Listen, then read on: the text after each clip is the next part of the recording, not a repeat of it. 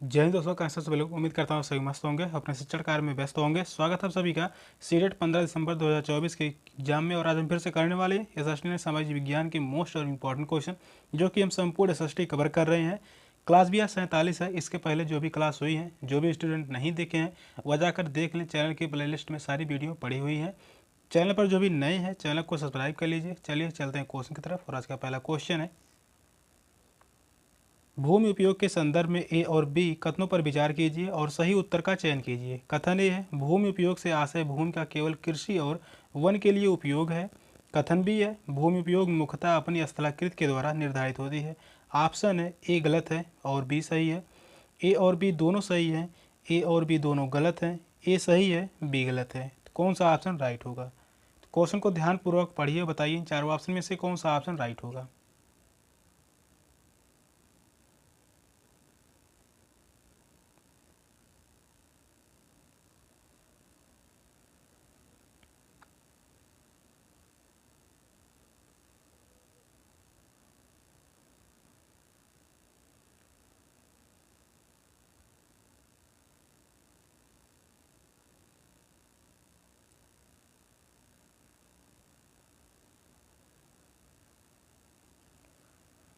कथन कह रहा है भूमि उपयोग से आशय है भूमि का केवल कृषि और वन्य के लिए उपयोग। यहाँ पर केवल सब लग गया है, केवल कृषि और वन्य के लिए उपयोग। यह बात जो है गलत है।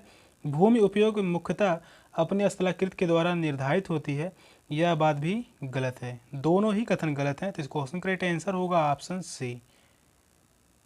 थर्ड ऑप्शन जो है वह राइट है। ए और बी दोनों गलत हैं। भूमि उपयोग का आशय उन सभी भूमि संबंधी गतिविधियों से है जो भूमि की संरचना पर आधारित होती हैं, जैसे विभिन्न प्रकार के फसलों की कृषि, कृषि वानिकी, पशुपालन, बागवानी और मृदा संरचना में उपलब्ध विभिन्न प्रकार के पोषक तत्वों के कारण फसलों के विकास का प्रभाव पड़ता है। तो इस क्वेश्चन का राइट आंसर होगा ऑप्शन सी।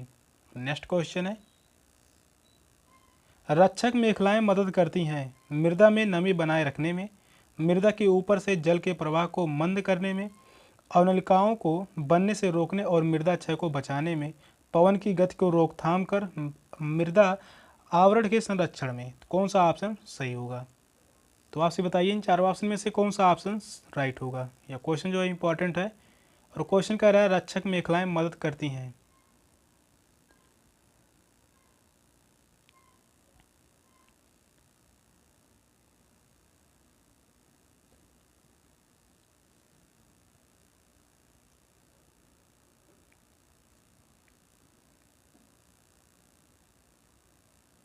रक्षक मेखलाएं मदद करती हैं पवन की गति को रोकथाम कर मृदा आवरण के संरक्षण में। तो इस क्वेश्चन का राइट आंसर होगा ऑप्शन डी। फोर्थ ऑप्शन जो है वह राइट है। खेत के किनारे रक्षक मेखला के निर्माण से पवन की गति से होने वाली मृदा क्षरण में कमी आती है और ठंडी तथा अति गर्म हवाओं के प्रतिकूल प्रभाव से फसलों की रक्षा होती है। तो इस क्वेश्चन का राइट आंसर होगा ऑप्शन डी। फोर्थ ऑप्शन जो है वह राइट है। नेक्स्ट क्वेश्चन है, मृदा परिच्छेदिका की मोटाई को कौन निर्धारित करता है? समय, वनस्पति जात प्राणी जात, जलवायु, उच्चावच। कौन सा ऑप्शन सही होगा? तो आप बताइए इन चारों ऑप्शन में से कौन सा ऑप्शन राइट होगा।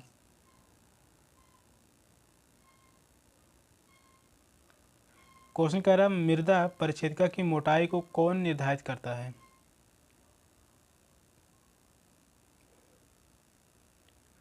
जल्द ही मॉक टेस्ट की क्लास शुरू होने वाली है, तो आप सभी तैयार रहिए। क्वेश्चन जो कह रहा है मृदा परिच्छेदिका की मोटाई को कौन निर्धारित करता है, तो समय निर्धारित करता है। तो इस क्वेश्चन का राइट आंसर होगा ऑप्शन ए। फर्स्ट ऑप्शन जो है वह राइट है। मृदा परिच्छेदिका की मोटाई का निर्धारण करने वाला प्रमुख घटक समय है। समय के साथ साथ मृदा परिच्छेदिका की मोटाई में बालू, मिट्टी, ह्यूमस तथा अन्य जैव अवशेष के जमाव के कारण वृद्धि होती है। तो इस क्वेश्चन का राइट आंसर होगा ऑप्शन ए। फर्स्ट ऑप्शन जो है वह राइट है। नेक्स्ट क्वेश्चन है, वितरण के आधार पर संसाधनों को वर्गीकृत किया जा सकता है। नवीनीकरणीय संसाधन और अनवीनीकरणीय संसाधन, जैव संसाधन और अजैव संसाधन, सर्वव्यापक संसाधन और स्थानिक संसाधन, वास्तविक संसाधन और संभाव्य संसाधन। तो कौन सा ऑप्शन सही होगा? तो आपसे बताइए इन चारों ऑप्शन में से कौन सा ऑप्शन राइट होगा।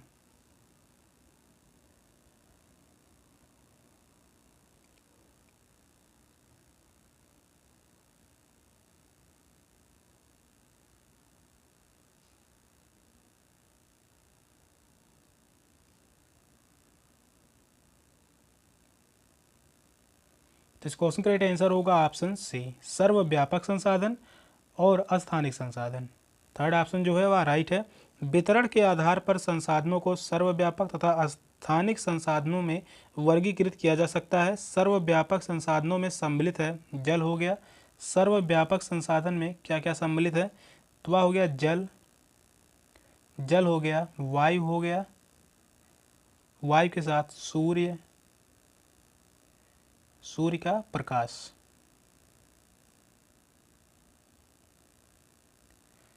सूर्य का प्रकाश क्या क्या सम्मिलित होगा? सर्वव्यापक संसाधनों में जल हो गया, वायु हो गया तथा सूर्य का प्रकाश। और तथा स्थानिक संसाधनों में सम्मिलित जो है वह है कोयला। स्थानिक संसाधन में क्या क्या सम्मिलित है? तो कोयला हो गया, कोयला के साथ वन हो गया, इसके साथ है पेट्रोलियम तथा खनिज पदार्थ।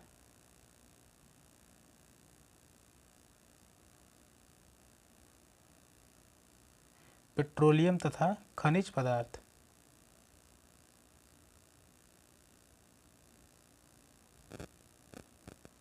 तो इस क्वेश्चन का राइट आंसर होगा ऑप्शन सी, सर्वव्यापक संसाधन और स्थानिक संसाधन।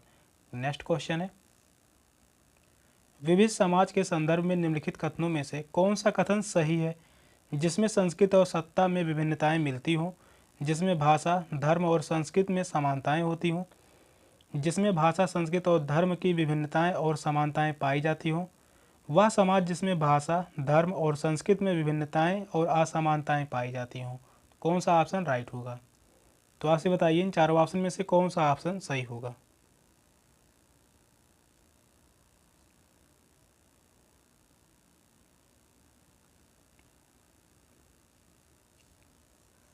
क्वेश्चन कह रहा है विविध समाज के संदर्भ में कौन सा कथन सही है।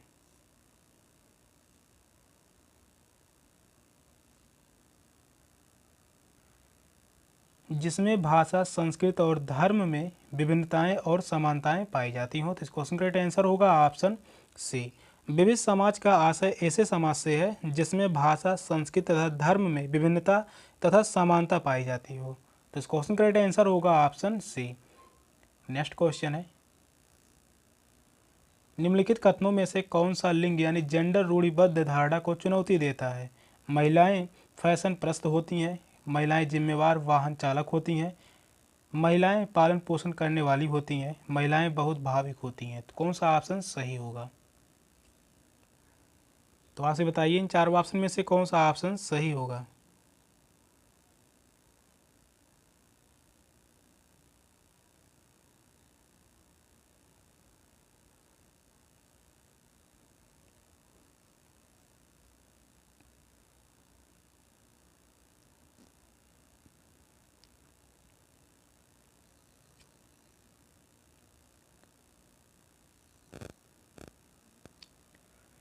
क्वेश्चन कह रहा है कौन सा लिंग यानी जेंडर रूढ़िबद्ध धारणा को चुनौती देता है? तो वह होगा महिलाएं जिम्मेवार वाहन चालक होती हैं। सेकंड ऑप्शन जो है वह राइट है। कह रहा है महिलाएं जिम्मेवार वाहन चालक होती हैं। कुछ धारणाएं जैसे महिलाओं का फैशन प्रस्त होना, पालन पोषण करने वाली होना तथा भावुक होना इत्यादि रूढ़िबद्ध को प्रदर्शित करती है, जबकि महिलाओं का एक जिम्मेवार वाहन चालक होना यह रूढ़िवादिता को चुनौती देती है। तो यहाँ पर सेकंड ऑप्शन में जो है वह रूढ़िवादिता है।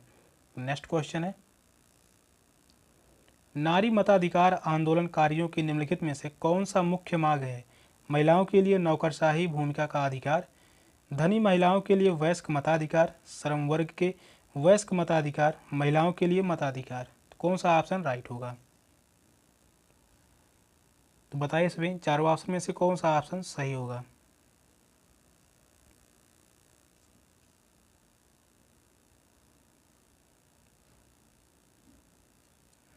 नारी मताधिकार आंदोलनकारियों की निम्नलिखित में से कौन से मुख्य मांग है? तो वह है महिलाओं के लिए मताधिकार। तो इस क्वेश्चन का राइट आंसर होगा ऑप्शन डी, महिलाओं के लिए मताधिकार।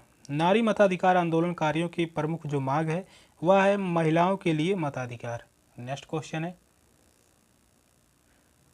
जातकों के विषय में निम्नलिखित कथनों में से कौन सा सही है? इनकी रचना सामान्य लोगों द्वारा की गई थी, जिन्हें जैन साधुओं द्वारा लिखा गया और उनका संकलन किया गया। इनकी रचना बौद्ध भिक्षुओं द्वारा की गई थी, जिन्हें सामान्य लोगों द्वारा लिखा गया और उनका संकलन किया गया। इनकी रचना जैन साधुओं द्वारा लिखी गई, जिन्हें सामान्य लोगों द्वारा लिखा गया और उनका संकलन किया गया। इनकी रचना सामान्य लोगों द्वारा की गई थी, जिन्हें बौद्ध भिक्षुओं द्वारा लिखा गया और उनका संकलन किया गया। तो कौन सा ऑप्शन राइट होगा? क्वेश्चन जो है लंबा है, तो क्वेश्चन को ध्यानपूर्वक पढ़िए, बताइए इन चारों ऑप्शन में से कौन सा ऑप्शन राइट होगा।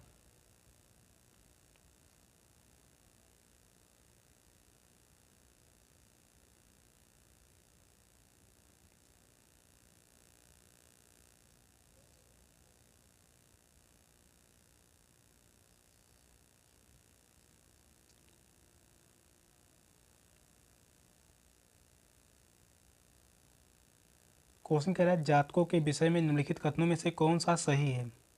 तो होगा इनकी रचना सामान्य लोगों द्वारा की गई थी, जिन्हें बौद्ध भिक्षुओं द्वारा लिखा गया और उनका संकलन किया गया। तो इस क्वेश्चन का राइट आंसर होगा ऑप्शन डी।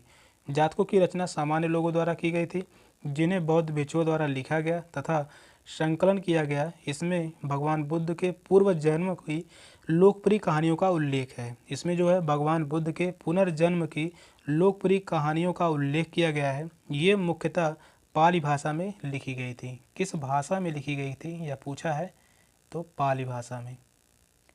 यह जो है पाली भाषा में लिखी गई थी। ये कहानियाँ नैतिक तथा धार्मिक मूल्यों की पोषक है। नेक्स्ट क्वेश्चन है, आईने अकबरी के विषय में निम्नलिखित कथनों में से कौन सा सही है? इसमें अकबर के पूर्वजों और अकबर के शासन की घटनाओं का विवरण दिया गया है। यह मिर्जा हाकिम द्वारा लिखी गई, जो अकबर ने दरबारियों में एक थे। यह अकबर के प्रशासन के विविध पहलुओं के विषय में संपन्न सांख्यिक विवरण प्रस्तुत करता है।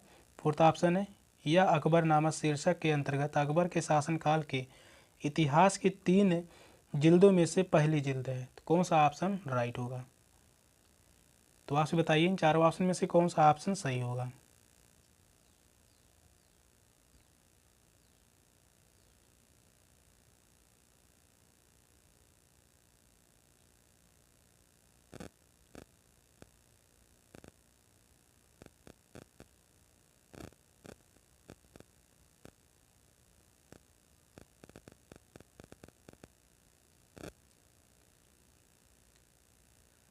तो आईने अकबरी के विषय में कौन सा कथन सही है?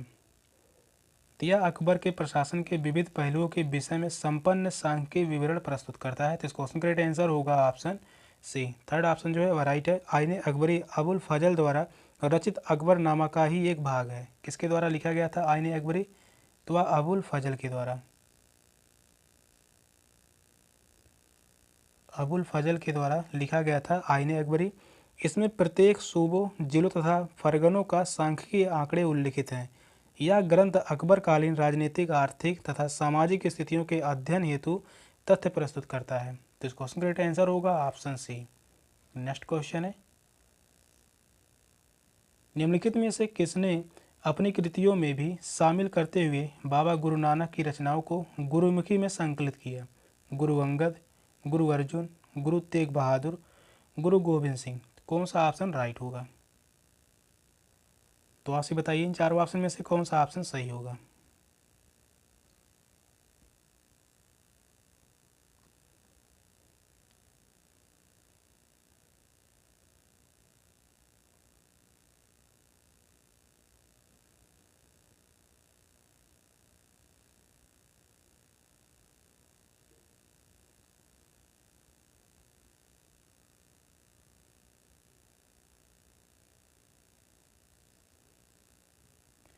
किसने अपनी कृतियों को भी शामिल करते हुए बाबा गुरु नानक की रचनाओं को गुरुमुखी में संकलित किया? तो वह थे गुरु अंगद। तो इस क्वेश्चन का राइट आंसर होगा ऑप्शन ए। गुरु अंगद ने अपनी कृतियों के साथ साथ गुरु नानक की रचनाओं का संकलन गुरुमुखी में किया था। गुरु अंगद जी का वास्तविक नाम लहना था। इनका वास्तविक नाम क्या था? तो लहना। इनका वास्तविक नाम लहना था। इन्होंने ही लंगर की प्रथा शुरू की थी। लंगर की प्रथा की शुरुआत इन्होंने ही की थी।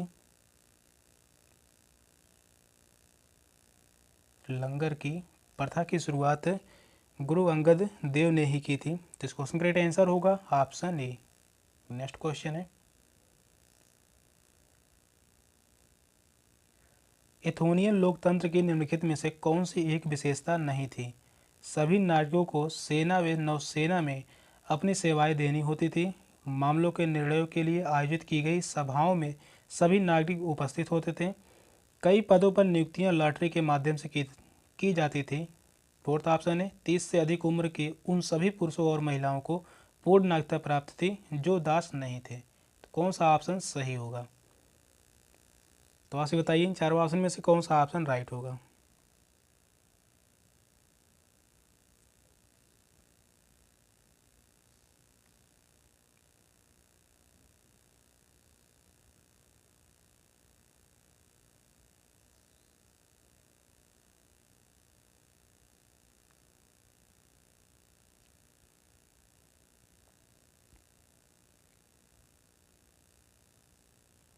एथोनियन लोकतंत्र की निम्नलिखित में से कौन सी एक विशेषता नहीं थी? 30 से अधिक उम्र के उन सभी पुरुषों और महिलाओं को पूर्ण नागरिकता प्राप्त थी जो दास नहीं थे। तो यह बात जो है गलत है। फोर्थ ऑप्शन सही नहीं है। सभी नागरिकों को सेना में नौसेना में अपनी सेवाएं देनी होती थी, यह बात सही है। और सभी नागरिकों को उपस्थिति में महत्वपूर्ण निर्णय लिए जाते थे, यह भी सही है। कई पदों पर नियुक्तियां लॉटरी के माध्यम से की जाती थी, यह भी सही होगा। फोर्थ ऑप्शन जो है वह गलत है, तो यही ऑप्शन सही है। नेक्स्ट क्वेश्चन है, समुद्रगुप्त की निम्नलिखित में से कौन सी ऐसी नीति थी जो विशिष्ट रूप से दक्षिणापथ शासकों के लिए थी? उन्होंने समुद्रगुप्त की अधीनता स्वीकार की और अपनी पुत्रियों का विवाह उससे किया। वे उपहार लेते थे, उसके आदेश का पालन करते थे और उसके दरबार में उपस्थित होते थे। उन्होंने हार स्वीकार की व उन्हें पुनः शासन करने की अनुमति दी गई। इनके साम्राज्यों को उखाड़ फेंका गया और उन्हें समुद्रगुप्त के साम्राज्य का अंग बनाया गया। तो कौन सा ऑप्शन सही है?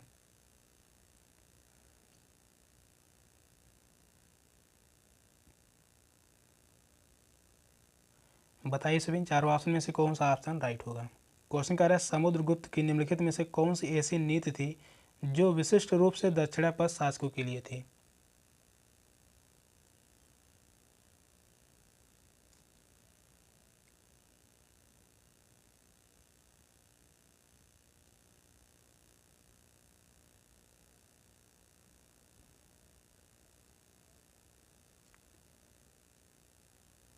इन्होंने हार स्वीकार की व इन्हें पुनः शासन करने के लिए अनुमति दी गई। तो इस क्वेश्चन का राइट आंसर होगा ऑप्शन सी। समुद्रगुप्त के दक्षिणापथ शासकों के लिए एक विशिष्ट नीति थी।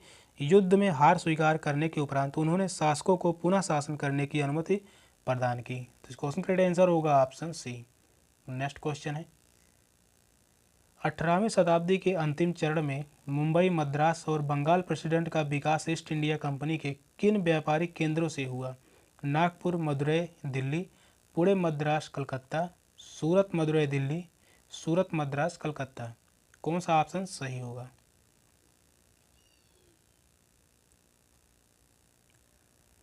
तो आपसे बताइए इन चारों ऑप्शन में से कौन सा ऑप्शन सही होगा?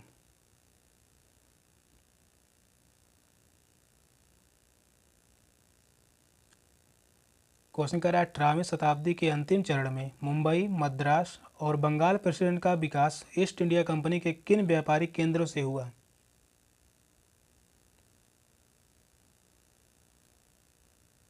तो वह हुआ था सूरत, मद्रास और कलकत्ता। तो इस क्वेश्चन का राइट आंसर होगा ऑप्शन डी, सूरत, मद्रास, कलकत्ता। 18वीं शताब्दी के अंतिम चरण में मुंबई, मद्रास और बंगाल प्रेसिडेंट का विकास ईस्ट इंडिया कंपनी के सूरत, मद्रास तथा कलकत्ता व्यापारिक केंद्रों से हुआ था। तो इस क्वेश्चन का राइट आंसर होगा ऑप्शन डी। अगला क्वेश्चन है, ए और बी कथनों पर बौद्ध महायान के संदर्भ में विचार कीजिए और सही उत्तर का चयन कीजिए। कथन ए है, बौद्ध धर्म के इस रूप में बुद्ध की उपस्थिति कुछ एक संकेतों का उपयोग करते हुए मूर्तियों में दिखाई गई है। कथन बी है, महायान बौद्ध के आने के साथ ही बोधिसत्व में विश्वास समाहित हुआ। ऑप्शन है ए गलत है, बी सही है। सेकंड ऑप्शन है ए और बी दोनों सही है। थर्ड ऑप्शन है ए और बी दोनों गलत हैं। फोर्थ ऑप्शन है ए सही है किंतु बी गलत है। तो कौन सा ऑप्शन राइट होगा? क्वेश्चन को ध्यानपूर्वक पढ़िए, बताइए इन चारों ऑप्शन में से कौन सा ऑप्शन सही होगा। यह क्वेश्चन जो है बहुत ही इंपॉर्टेंट है।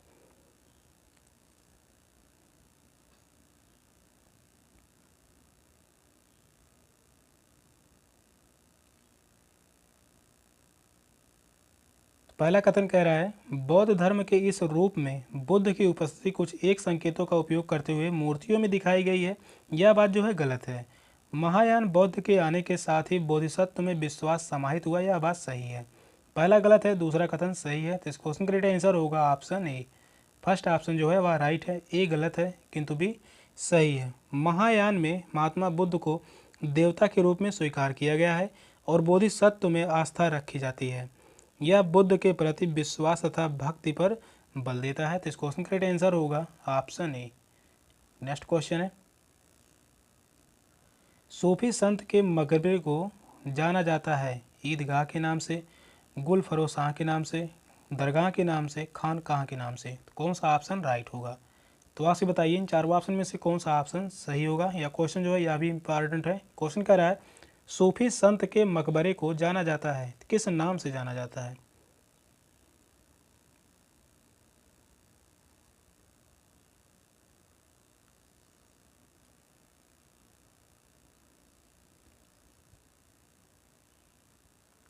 सूफी संत के मकबरे को जाना जाता है दरगाह के नाम से। तो इस क्वेश्चन का राइट आंसर होगा ऑप्शन सी, दरगाह के नाम से जाना जाता है।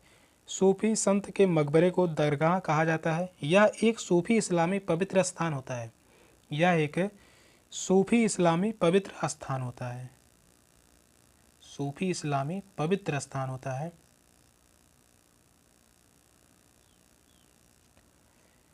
जिसे किसी विख्यात सूफी संत पर दरवेश की कब्र पर बनाया जाता था और दरगाह के साथ अक्सर सूफी बैठकें होती थी जिन्हें खानकाह कहा जाता था। तो इस क्वेश्चन का राइट आंसर होगा ऑप्शन सी, दरगाह।